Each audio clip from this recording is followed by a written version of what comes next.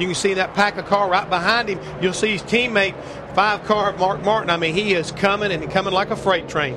Mark Martin, who sat on the pole and dominated the first 100 laps, has led a total of 104 laps. This is usually the point in the race, at least his recent history, where something goes wrong for Mark. Well, so far right now, they're making all the right moves, and Mark is really showing, I want to win this race tonight. He's getting ready to rough up that 6-car of David Reagan as he doesn't get out of his way. And the lead change here, Mark Martin moving in front of Dale Earnhardt. I told you he was coming like a freight train, and now he puts the move right there. It looks to me like the last set of tires they put on Dale Jr.'s car is not hooking up this racetrack like it was, but he's not going to roll over and play very good right now. He is still fighting back, trying to get back at him. He has 20 to go to notch his first win since Kansas 2005, 97 races ago. You know, I just think we need to set the stage on this Mark Martin deal. About 3 or 4 years ago, he basically announced retirement. We gave him a rocking chair for his retirement. Did we get it back? We did not get it back, but he came back and he ran John. another full season in the 6-car. The last 2 years, he's run a partial schedule, a very limited schedule. Turned 50 years old in January. He's come back now, driving full-time for Hendrick Motorsports, but just think about how the season started. They had a bad pit call in the 500. Turned a top 5 car outside of the top 10, blew engines at California and Las Vegas, and blew a right rear tire at Atlanta. They were almost outside the top 35 in points after 4 races. And there is a special bond between Mark Martin and his crew chief, Alan Gustafson. Matt?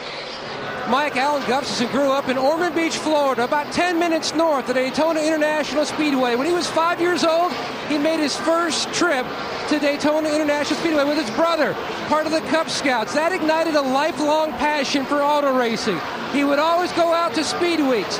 One of the drivers that he lashed onto as his hero was Mark Martin.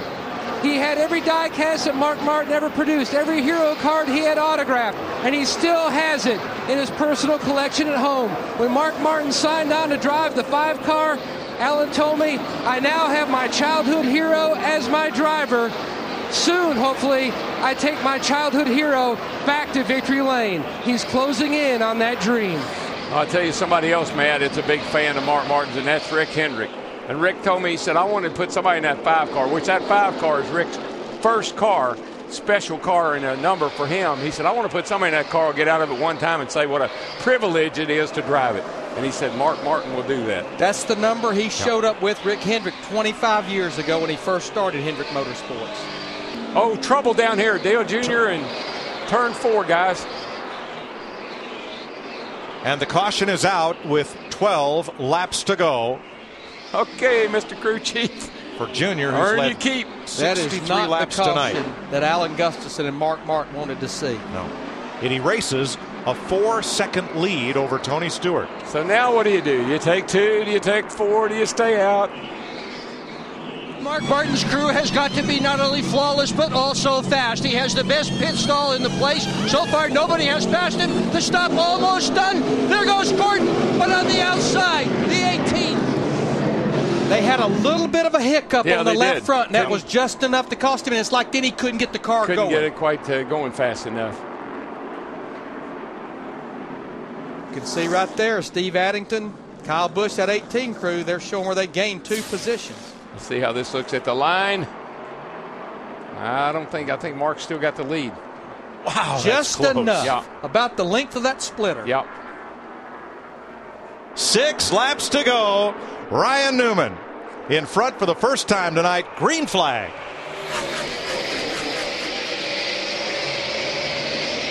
Mark Martin looked to the inside. He's going to go to the high side, though, through 1 and 2. This will be no contest. Look at how he goes off turn 2. He yanks Tony Stewart by 5 car lengths.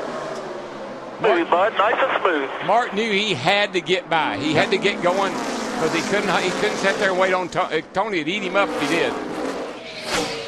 And Mark Martin playing catch me if you can. Well, Mark started on the pole, and we knew that sooner, he's had 3 poles this year. We knew he's going to win a race sooner or later. This is great. Hadn't won since 2005. New team, new driver. White flag in the air. Nice and smooth. Nice and smooth. One more. Like Mark needs to be told, nice and smooth. He's got a 1-second lead. He's got half a lap to go.